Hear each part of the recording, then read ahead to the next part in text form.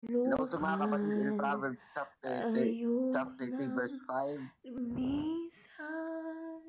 trust in the Lord with Tibok all thine ng heart and lean not puso to thine mo, own understanding.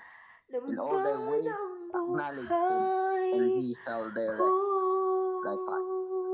Tumiwala ka sa Panginoon ng Ako'y buong puso at huwag kang sa'yo, sa manag sa dagat iyong ng sariling kaunawaan. kabanat, Amen. ako ay Manahan sa iyong sariling naghilas,